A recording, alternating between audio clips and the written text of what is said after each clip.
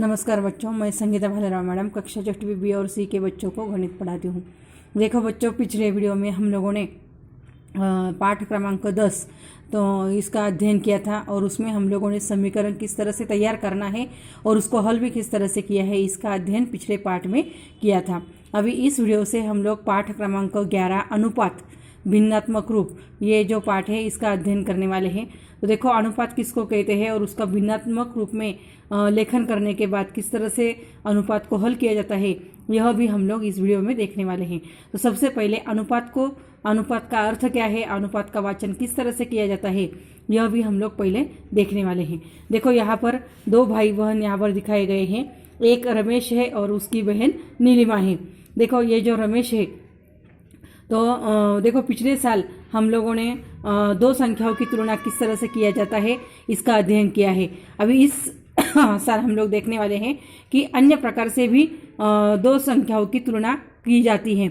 जैसे कि देखो, यहाँ पर नीलिमा जो है वो 12 वर्ष की है और उसका भाई 6 वर्ष की है। और नीलिमा और रमेश दोनों की आज की जो आयु है, यानी वर्तमान जो आयु है, तो इसकी तुलना किस तरह से की जाती है। तो समझ लो, अगर हम लोगों ने कहा कि नीलिमा और रमेश इनके आयु में कितने का अंतर है, तो फिर हम लोग बता सकते हैं कि ये 12 साल की है नीलिमा और रमेश 6 साल का है। तो 12 में से 6 घटाया तो 6 आ गया। इसका मतलब दोनों की आयु में 6 वर्ष का अंतर है। इसका मतलब घटाव के द्वारा हम लोग इन दोनों के आयु की तुलना कर सकते हैं। उसी प्रकार हम लोग ये जो दोनों भाई बहन हैं, इनके आयु की तुलना गुणाकार के द्वारा भी कर सकते हैं। तो किस तरह से कर सकते हैं, जैसे कि रमेश की आयु 6 साल है और नीलिमा की 12 साल है, यानी रमेश जो है, रमेश की नीलिमा की जो आयु होती है वो रमेश की आयु की दुगनी है। नीलिमा की जो आयु है वो रमेश की आयु की दुगनी है, यानी ये 6 साल का है तो ये 12 साल की है। तो इसका मतलब देखो, ये जो जानकारी है, तो ये जानकारी को हम लोग अनुपात के रूप में इस तरह से लिखते हैं। मतलब जैसे कि 2:1, यानी ये जो रमेश जो है वो 6 साल का है और उसकी बहन नीलिमा 12 साल की है, तो उसका अनुपात के रूप में इस तरह से लेखन किया जाता है 2:1, और इसका वाचन 2:1 इस तरह से किया जाता है।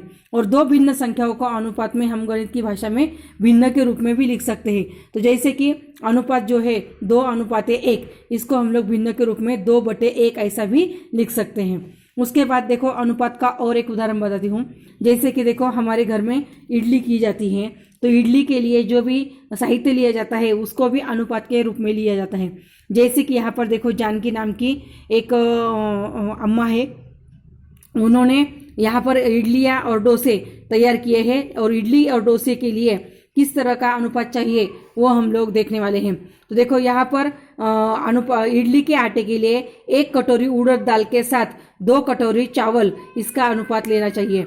यानी 1 कटोरी अगर उड़द दाल होगी तो 2 कटोरी चावल होना चाहिए। और डोसा करते समय 1 कटोरी उड़द दाल होगी तो 3 कटोरी चावल चाहिए। इसका मतलब क्या, दाल और चावल का अनुपात जो है वो 1:2 या फिर 1/2 ये डोसे के लिए चाहिए। और चावल का अनुपात जो है वो 1:1:3 यानी 1/3 ऐसा होना चाहिए। तो इस तरह से ये इडली का उदाहरण। उसके बाद अभी देखो, यहाँ पर बिस्कुट तैयार किए हैं मार्गारेट नाम की लेडी ने। इसका भी अनुपात में हम लोग देखेंगे। ये देखो, इन्होंने मार्गारेट ने बिस्कुट तैयार किए गए हैं और इस बिस्कुट के लिए उन्होंने शक्कर और गेहूं का आटा जो है इसका उपयोग किया है। तो उसमें भी देखो, उन्होंने 2 कटोरी शक्कर और 3 कटोरी गेहूं के आटे का उपयोग किया है। और फिर 2 बिस्कुटों में शक्कर तथा आटे का अनुपात जो है 2:3, यानी 2 कटोरी शक्कर और 3 कटोरी गेहूं का आटा, यानी 2/3 इस तरह से है। उसके बाद देखो, यहाँ पर कुछ लड़कियों को फूल बांटे गए हैं और उनके फूलों का अनुपात हम लोग देखने वाले हैं।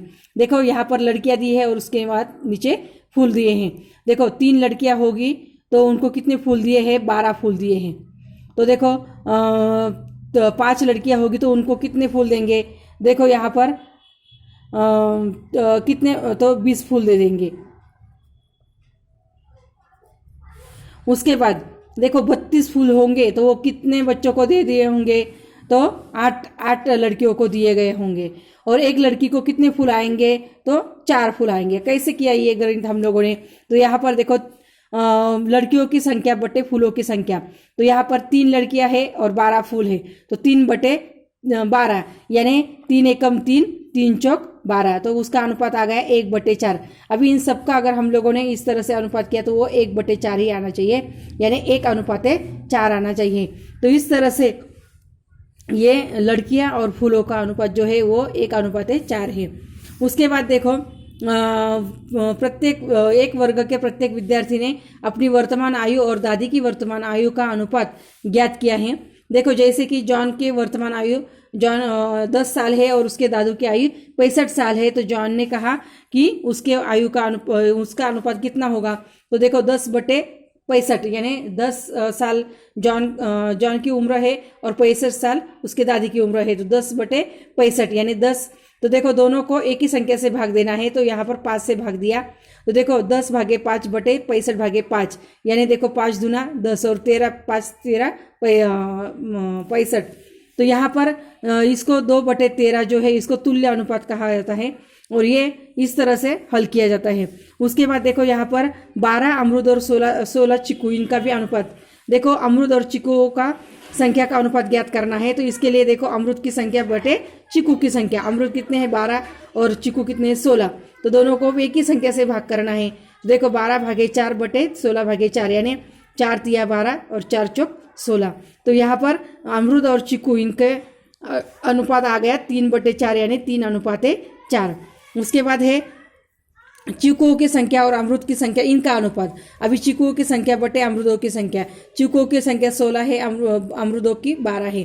तो देखो 16/4/12/4, फिर से 4 चौक 16, 4 तिया 12, 4/3 यानी चीकू और अमरूद इनकी संख्या का अनुपात है 4/3 यानी 4:3।